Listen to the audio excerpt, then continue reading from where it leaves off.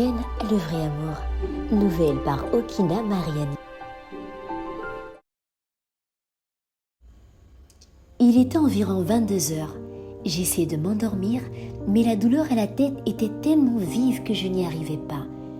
Franck, voyant ma souffrance, s'était furieusement révolté contre ma mère, à qui il avait promis un scandale si ce mal n'était pas passé au lever du jour. Assis à mon chevet, il veillait à ce que je prenne des comprimés pour m'endormir. Fiévreuse et grelottante sous une couette dans un grand lit, je levai les yeux pour admirer la spacieuse chambre richement aménagée. Comment et à quel moment m'étais-je retrouvée dans cet endroit inconnu, me demandai-je. Le standing et la décoration d'Indie Magazine, les grandes baies vitrées ornées de somptueux rideaux formaient un tout à la fois impressionnant et apaisant. Cependant, je ressentais de plus en plus une douleur à la nuque.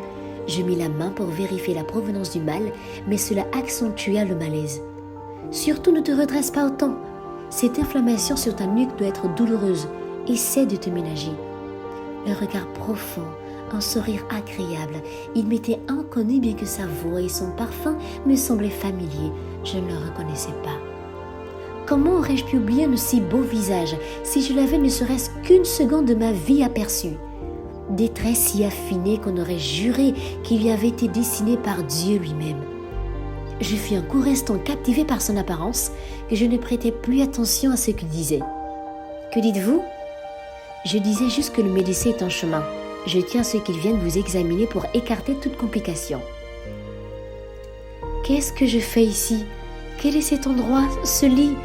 À peine suis-je sortie de cette maudite église où ma mère m'a amenée à Ouija que je suis déjà dans un lit?